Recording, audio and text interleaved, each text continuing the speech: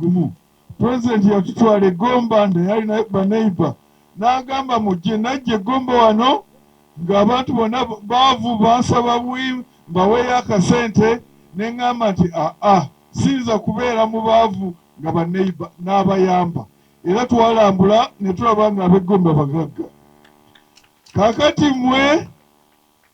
nammwe muli baneiba okuva leero temuddayo kukaaba bya ttaka kubanga pulezidenti byonna biwedde olwaleero. Era ffe nanja kukakasa nti pulezidenti yawandiika mu siginica ye n'agamba nti genda olabe oba obuzibu ndoza nakulagaku ku bbaluwa eyo oba obuzibu buli wa RDC longoosa ba RDC oba obuzibu buli mu poliisi genda wa inspector general police obuzibu oba buli mu kooti genda wa CJ era tutegeko genda wa CJ era ezimu ku nsonga zino eziba teziggwedde bulungi ffe wano tulangira nti ziwedde neera tujagala ne wa CJ fayiro ezo zibe nga ziggalwawo. N'olwekyo olwaleero ababadde tebeebaka muddeyo nga mwebase ababadde tebasekangako nga muludde okuseka muyinza okusekamu olwaleero kubanga pulezidenti Museveni yakyafuga atajja kufuga nnyo kubanga ffe tumuwa akalulu. Kati ffe tujja muwa akalulu nga tumugamba nti kola ku bino era ajja bikola. Museveni oye! Yoweri Kaguta Museveni oye! Okay, kati oyo ali ku ntebe yafuga. Byenjogerera birina amaanyi g'amateeka n'obuyinza bwa pulezidenti Yoweri Museveni. Nga sinaba kugenda kulangira, sinatuuka kulangira ku bintu ebyenjawulo bye mugambye. Njagala mbayitiremu ku mateeka, mumanye nti ebintu mbikolera mu mateeka. Nazo ne document ezimu awo ez'amateeka ne bwe sizisoma nnyo okulireeta wano okulusoma nja bagamba etteeka eryo we liri. Ettaka erisinga wano obungi liri ku liisi, land restructuring. Liizi ziweebwa district land board. Kati kasooke na lino eryasooka lino eribateganyizzaako lino eririko amasomero gano eririko amakanisa eririko abantu. Liriko wano yeno William Lugobe kuliko nalabyemu kooti judgment gebasingisa omusango. Nenjagala okubategeeza ekintu bwe kiba kifu ate kiyinza okuddamu ne kiramuka. Omuntu bw'afa mu mateeka gaffe omuntu kakyogereko mu Luzungu. Omuntu is a definition of two documents: birth certificate ne death certificate. Kuno ku nsi tekuli resurrection certificate. Tetulina we tukisa. Kaakati oli bw'agenda mu kooti n'ekifu ate aba akyafunayo kiki?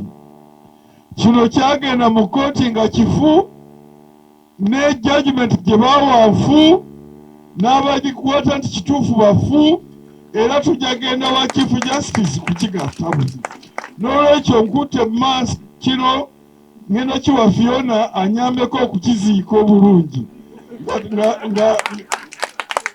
nga tugenda wa chief justice tumugambe nti ekintu kyekifu kino ekyayita musisiyo kiziike bulungi disente naye kifu era ngenda okubalaga lwa kifu kikyo tujja kuyambako tugende tukiziike bulungi kubanga kifu. Njagala okubalaga mu mateeka lwaki kifu ndeetera kiri ekisembayo wansi ekyo nga constitution bwegamba district land board. District land board yegaba amataka. Process eyo etandika bweti. Wabaawo area land committee akakiiko ak'oku kyalo ak'ettaka. Akakiiko ako ng'oli ayagala ettaka yagenda ku district land board n'ajjayo fomu. Fomu ezo n'azijjuza aba LC chairman owa LC1 n'asayiningako nti ddala ono alisabye ye nannyini lyo. Abataka abalala ne basayininga ne bagamba nti oyo ddala ttaka lye. Ekyo ne kigenda mu Land Board, olwo nabo ne balaba nti ddala buli muntu akakasizza nti ttaka lye. Ne balyoka bagamba nti kale tukimuwadde liizi etera kutandika myaka 5 n'eyongezebwako ku 49. Ate nga constitution etugamba oyinza okwongerayo n'ogifuuka freehold n'obayo ya mirembe na mirembe. Eyo ye process. Kati process eyo ng'etandika eno section egamba bweti District Land Board mu Luzungu kasoke mu Luzungu is hold and allocate land in the district which is not owned by any person or authority. Land Board ewa ttaka eryo lyokka eritaliiko muntu oba gavumenti.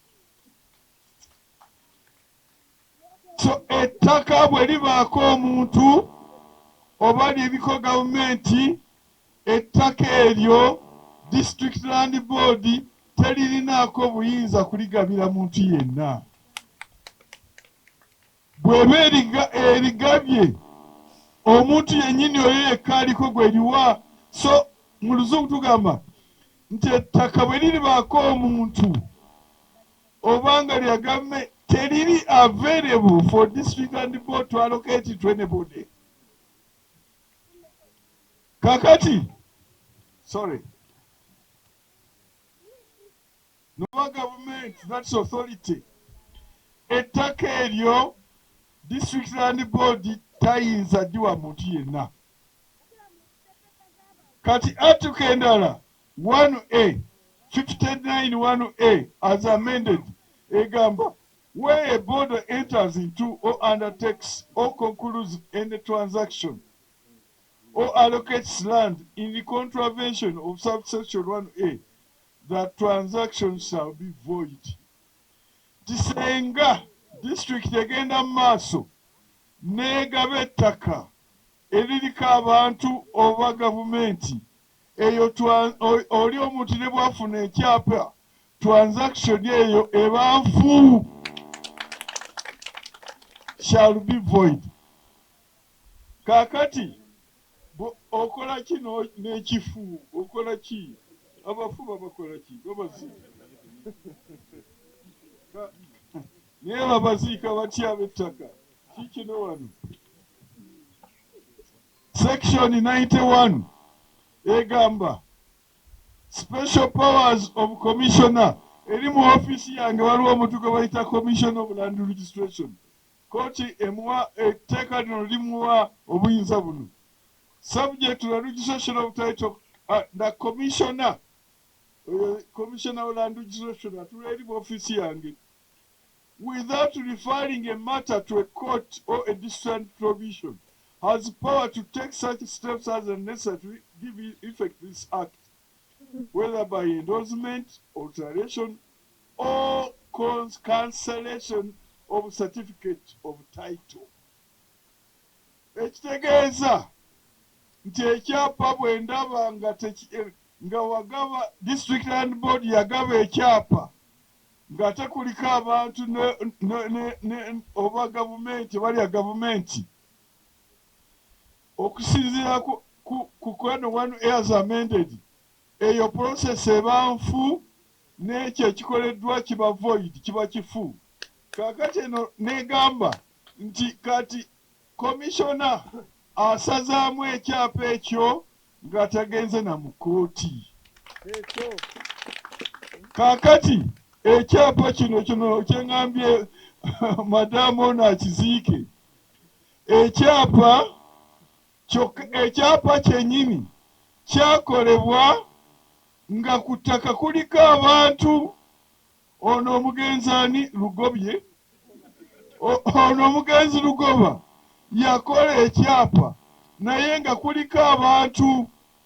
Of course n'ebirala tubiwulidde ne district board yatuula egyo misango mirala egyo criminal tujja prison at section 91 asazeemu ekyapa ekyo n'ekyo ekyapa ekyo kisaliddwamu era tugenda kukola kati process eyo ekyapa kifu kati mwabaliko mubeere ku ttaka lyammwe ekyapa kino ekyakolebwamu kifu era nga nsinzira mu tteeka eryo ndagira commissioner land registration akisazeemu mangu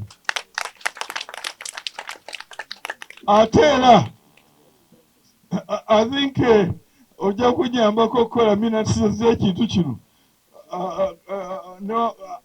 omanya ali mu president's office naye Yoweri Saabalwanyi yangamba nti nkole naye watirako kuliko land practice legislation amateeka gonna ag'ettaka mu Uganda gali wano nagagatta nengasiba mu kitabo kimu wano kino tolina wayawo okisiba nze kino kyange nagatamu amateeka gonna agali mu Uganda bw'oba oyagala nyiza okikukolera naye ndowooza Fiona nja mukolerayo kubanga naye afuuse expert mu by'amataka kaakati etteeka eryakolebwa restructuring yali ddi 95 kaakati mu 96-98 ne bakolebwawo etteeka erinaafuga amataka gonna ettaka eryo tuliriira Land Act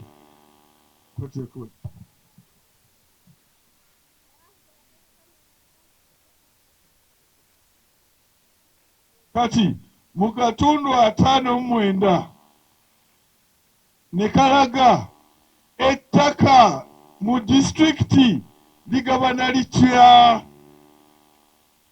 mu disitulikiti